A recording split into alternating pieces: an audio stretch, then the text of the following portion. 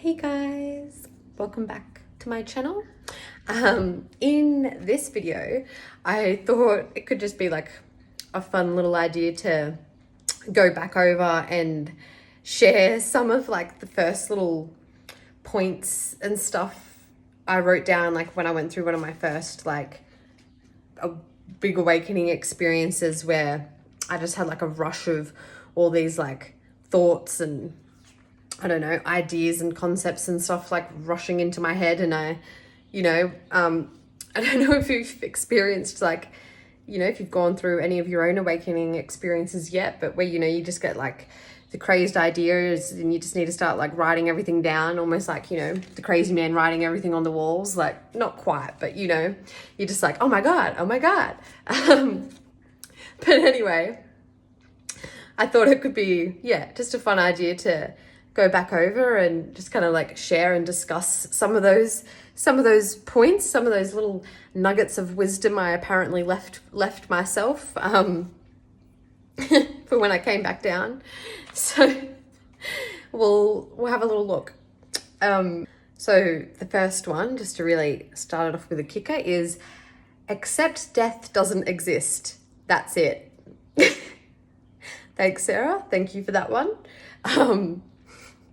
But yes, and it's something that has come through like a lot from my awakening experiences, is the whole, death is an illusion. It's just a transformation, and like, death doesn't truly exist in the way that we like tend to think about it. So it's like, just accept that death doesn't exist. It's like you're already dead, essentially. Like, so just go live life, chill out, have fun, like whatevs, That's meant to be the premise behind it, not in like a doom and gloom way. Then I've also got, don't try to work it all out, just have fun. Okay,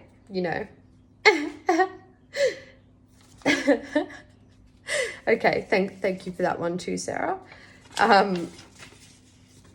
Then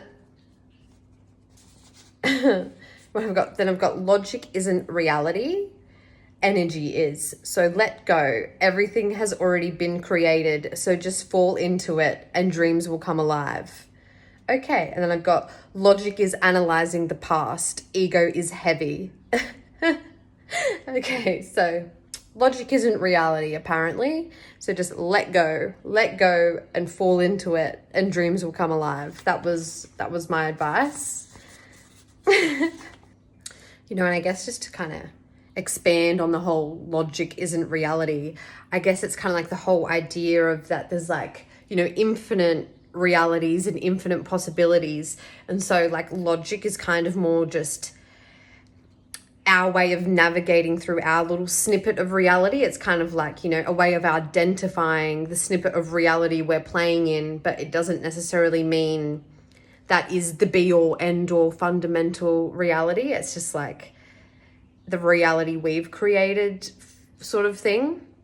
I mean, not like the true greater reality, I guess, is the idea of like the logic from that aspect. Kind of like how, if you think about, say, an invention you want to make, and there's like 100 ways you could go about it, or 100 pathways to that same destination. So just because we've taken one pathway and forged one pathway and we say, okay, this is the logic we've created, it doesn't mean that that's like a hard set rule, like the only way. Like there's still, all those hundreds of other pathways that you could take that have another logical basis that would totally just break the rules of our own logic. I guess that's the idea of like logic isn't reality. Like, yes, logic is still real. But I guess just in the idea of you can technically like flex and take logic from so many angles. It's just the logic we use is because that's like the path we forged and took, sort of thing, if that makes sense.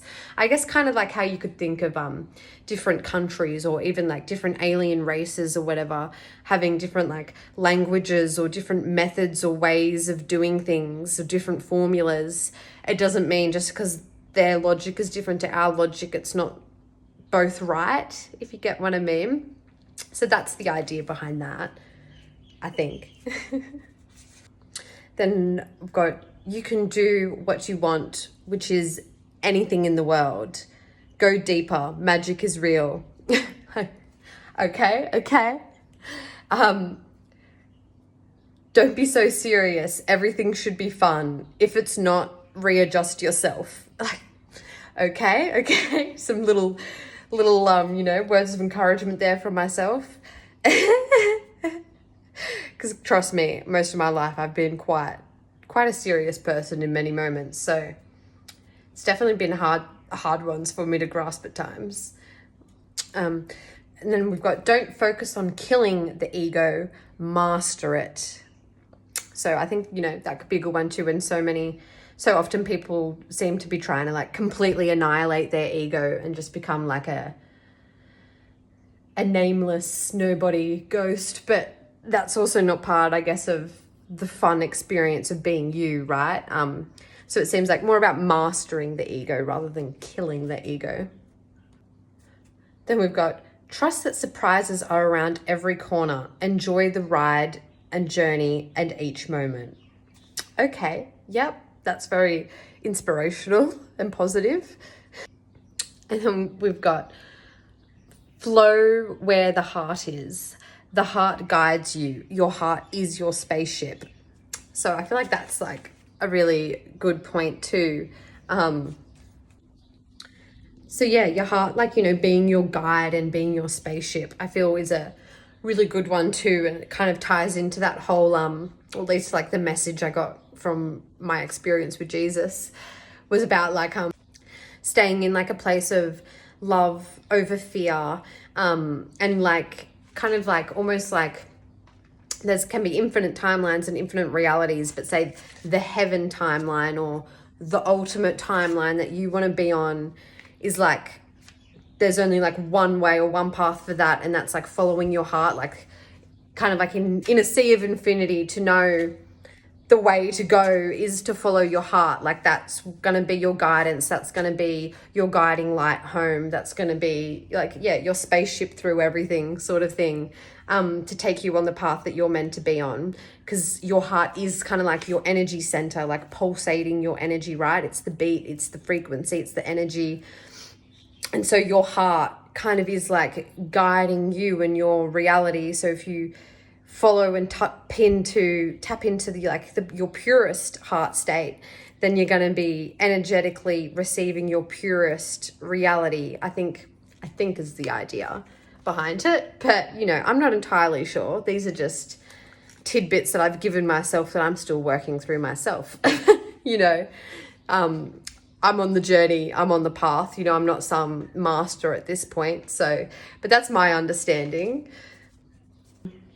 I've got, the light is born from the darkness, I guess, kind of as a way to not be so fearful of the darkness, and instead, overcome the darkness to become the light. Like we're growing our little lights. This little light of mine, I'm gonna let it shine. That's that sort of vibe. Then we've got, trust what you feel, not always trusting what you see or hear, because what you feel is closer to the truer reality as opposed to what you see and hear, apparently. Kind of like the idea of outside noise doesn't matter, inside the heart does. So kind of like,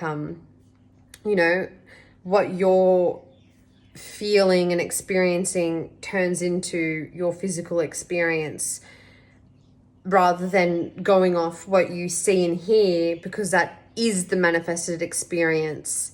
You can kind of get yourself caught in a loop if you focus too much on what you're seeing and hearing rather than focusing on what you're manifesting, if that makes sense. It's kind of like what you're seeing and hearing kind of like is the mirror. So if you keep focusing back and forth on that reflection, you just keep manifesting that same reflection. A way to change what you see and hear is to like follow the guidance of what you feel, is the idea, apparently. So yeah, that's just some of my little tidbits and quick little points that I jotted down from, you know, a couple of years ago, back when I had one of my first bigger awakening experiences. I hope you found that interesting. Yeah, that's my little tidbits. I hope you enjoyed. Hope you have a lovely day.